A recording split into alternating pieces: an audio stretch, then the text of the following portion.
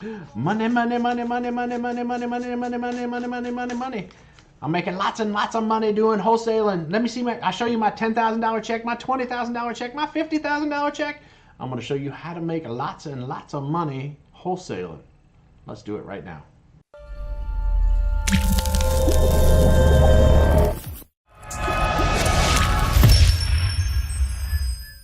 All right, so we're going to talk about wholesaling.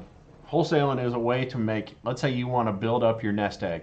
You want to have lots of money so you can do lots of other stuff that's going to be passive income instead of wholesaling, which let me just clear up let me clear the air right now and tell you that wholesaling is a lot of work. Lots and lots and lots of work. You're going to work hard, but you're going to make good money. Wholesaling is a good way to make money, but you're going to work really, really hard. You're not going to be working an 8 to 5 job, that's for doggone sure. It's going to be a lot of hours to get it really successful. What is wholesaling? Let's figure that out real quick. Wholesaling is when you get a house under contract for a certain amount of money and then you sell the rights to that, either to that contract or you sell the house to another investor for more money.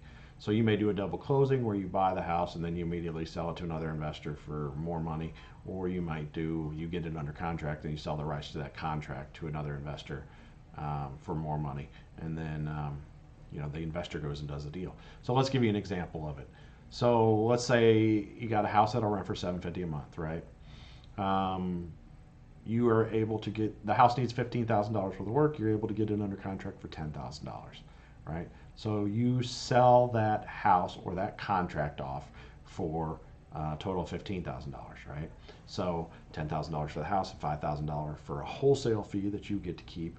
Makes it a $15,000 house, and then they put $15,000 into rehab on it, and it becomes a house that they're renting for $750 a month, and that is good money every day of the week, good passive income every day of the week. So that's what wholesaling is. Either you're selling the rights to the contract, or you're doing a double close and you're closing on it at the title company and then immediately selling it to another investor for more money. So it's a double close. Anyways, that's what wholesaling is. You're getting that money, that little split, that little chunk. You're the middleman.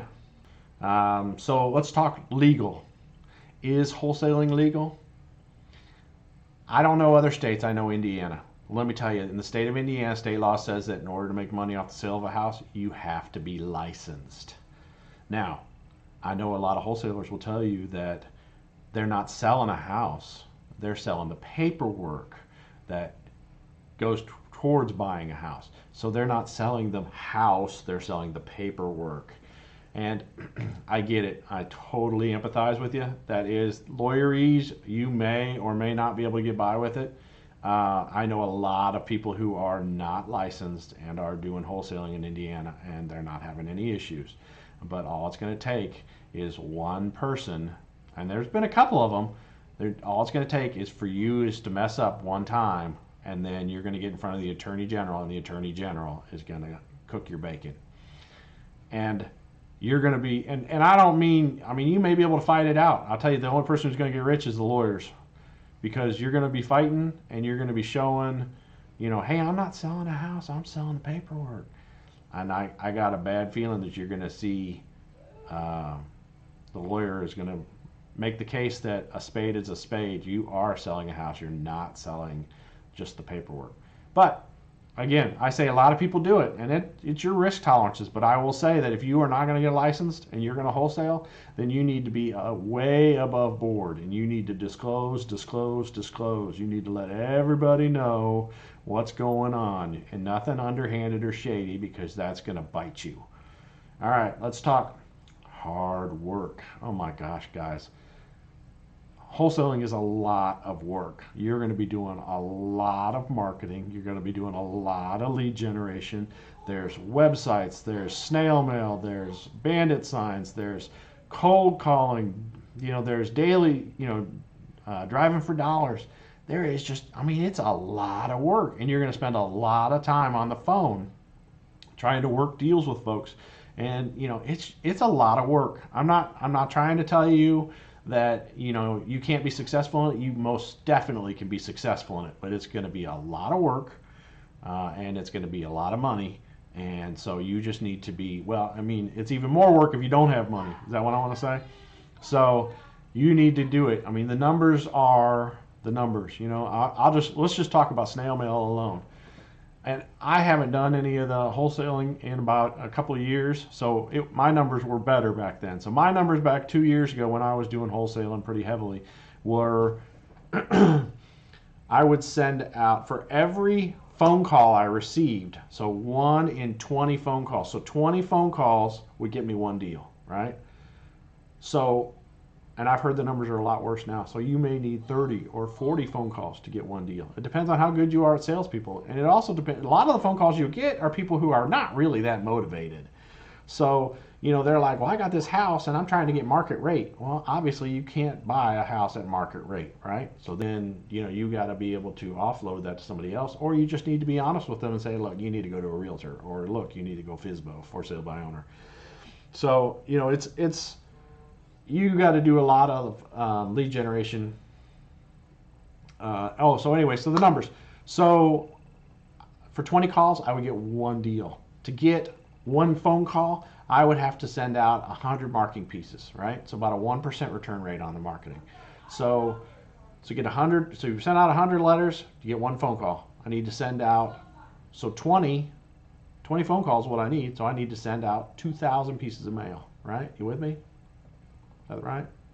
20 times 100, yep, 2,000 pieces of mail at probably $1 to $1.50 a piece, right? To get one deal. So you got to make sure that you're getting, you know, more than $2,000. And that doesn't include the fact that you got to pay for the list that you're probably marketing to. I mean, you could try driving for dollars and come up with your own 2,000, you know, properties or whatever. And maybe your numbers will be better if you're concentrating on houses that you've been driving for dollars. They should be better. But anyway, so 2,000 pieces of mail, $1 a piece, that's $2,000. So you need, every deal you get, you're going to have to be making more than $2,000. You know, you still got to eat, right? So probably $5,000 you need to make off the deal. All right, so that gets us into our next thing, knowledge. You have to have knowledge in this business. A lot of people will preach to you and say, you don't need to know nothing. You just go in and get it under contract, and then you go and sell it to somebody else, and you got it all set up, and you're good. You got to know what you're dealing with. I get phone calls, at least 3 to 5. I get emails and phone calls a day. I got one guy who calls me at 7 a.m. in the morning. Dude, I'm not up yet. Sorry, I'm in this business. I make my own hours, and I'm not up at 7 a.m. If I am, I'm certainly not answering the phone for you. But you know, you got to be knowledgeable of the product. The house is worth $50,000. I think it needs about $15,000 worth of work. I'm asking for $10,000, right? And those numbers got to kind of jive up, right? It's okay if my numbers go out and look at it. That's going to happen. I'm going to go out and look at it and go, yeah, it's not $15,000 worth of work. It's $20,000 worth of work, right? Or I might come in and be lower than that, but that's fine. I mean, you got to have kind of a number. But the ARV, the after repaired value, that's got to be pretty well set in stone, right? You can't say, go into a neighborhood and be like, oh, this house is worth $80,000. And then anybody with any common sense runs a CMA, a comparative market analysis, and they're like, no way, dude, that house is worth 55 at best. And you're talking 80,000? Come on now. So sure, you can go for that, and you could be the guy who's looking for the stupid money, and you're like, I got this house is worth 80,000, and I'll sell it to you for, you know, whatever, or I want to sell it, it's worth 80,000, but really it's worth 55. You rip off one guy with stupid money, and then word's going to get out, right? Maybe 2 or 3 guys you rip off, and you get that paycheck, booyah, right? But after 2 or 3, your name is poop. So your reputation is everything in this industry. You need to know your numbers. You need to know what it's going to rent for. Go to hotpads.com. It is not that hard. Hotpads.com. You plug in the subject property address, 123 Main Street, Indianapolis, Indiana, whatever. It'll pull you up on Street View, and it'll show you, boom, here's your property, and then here's all the ones that are for rent around it. Okay, so then you're looking around, 3 bedroom, 3 bedroom, 3 bedroom. This one rents for $750, $750, $750, $800 for 3 bedroom. Chances are that's your rent rate, $750 or $800. That took me 2 seconds. But some of these guys will come through and they'll say, oh, it'll rent for $900. No, dude, it ain't going to rent for $900. It's going to rent for $750, maybe $800 if it's done up nice. So you got to know your numbers. You can't, You can't give a person a lead and say, oh, I got this house, I'm gonna sell it to you for 15. It needs 15 grand to work, and it'll rent for 900. I mean, matter of minutes, I know already that it's 750 rental, not an 800. What's that say for your character? I mean, you turn it around, empathize. If you were the one that was being sold this property and you see they just told me it's $900 a month rent, and I just looked and it's 750 or 800. What's that say about the salesman? Oh, this guy's gonna freaking he's just a liar. I don't want to deal with him. So your reputation is everything, you know? You don't have to be perfect on some of that stuff, you know, like you should be pretty solid on your ARVs and your rental numbers. You should be pretty solid on those. But you don't have to be perfect on repair values, but you need to know some rough estimates, you know. Oh, a roof is probably, you know, talk to some of the other buyers. Ask them how much generally they can get a roof for, and you can come up with an average. You know, and you know, for an average roof, like I pay 3 or 4 grand for a roof. You know, somebody else might be 4 or 5 grand. So, all right, so generally a standard house would probably be about 4 grand, right? So you can figure that number in. You know, a bathroom is, talk to a couple guys. How much does it cost you to rehab a bathroom? $1,500, $2,000, you know, for a rental grade bathroom. You know, these are things you need to know. You got to just, I mean, it's not difficult. Okay, it needs a new roof, I'm going to figure 4 grand. Okay, it needs 2 new bathrooms, I'm going to figure 2 grand a piece. You know, figure a little high, right? So, okay, 4 grand for the roof, 2 grand a piece for 2 bathrooms, that's 4 grand, 9 grand total. What did I say, 8 grand, 8 grand? All right, so 8 grand. And then, kitchen, you know, $4,000, whatever it costs. So now we're at 12 grand, right, in rehabs. You know, it needs paint and flooring throughout the interior. Okay, so what, $6 a square foot, something like that. Siding, it needs siding on the exterior. You know, add in some, you know, 3 or 4K for that.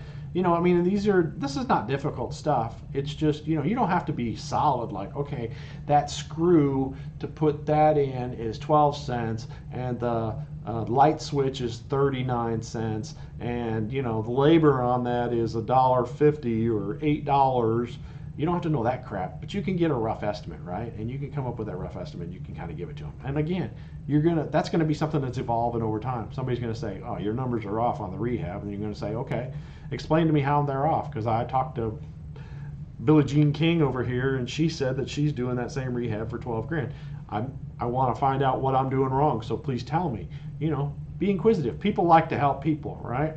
All right, so reputation is everything. You need to be sure you're kind of tight on your numbers if you want to stay in this business. All right, last thing I want to talk about is gurus. Gurus in the industry. There's a lot of people out there who talk wholesaling. You can get a lot of information by going to different forums and stuff like that. There's a bunch of different wholesaling forums on Facebook. There's Bigger Pockets. You can hit that forum up. There's just a lot of places you can get free information, right? And let me tell you right now, use the search function. Even on like the forums on Facebook, there's a search function. You want to search in that Facebook group. You can do that. That's not a problem. It's easy. Just put in the keywords you want and boom, somebody's probably already answered the question. If they haven't answered the question, then you can ask it. But do the research first, folks. I get tired of seeing the same question every day on these forums, right? I'm not trying to be an elitist. I'm just saying that this stuff is easy stuff that you should be doing it up front.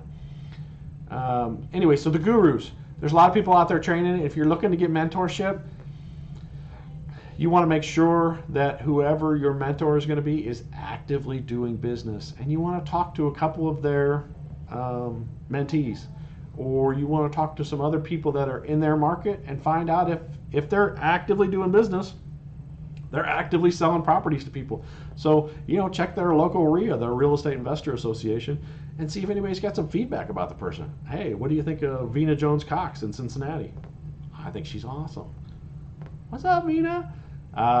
But, you know, I mean, you got to do your own research. You got to figure out what's going on and find out who is the best guru who's going to mentor you. All right, folks, that's it. I am done for right now. If you have questions or something, then holler at me. If you like this thing, please subscribe. There's lots of videos. I'm going to start doing a lot more videos training people how to do this stuff. Click the subscribe button wherever it is. I think it's right over there. Nope, right down there. I don't know. Anyways, click the subscribe button. But if you guys got questions, put them in the comments, and I'll be happy to try and work on something else that you're interested in. Thanks, guys.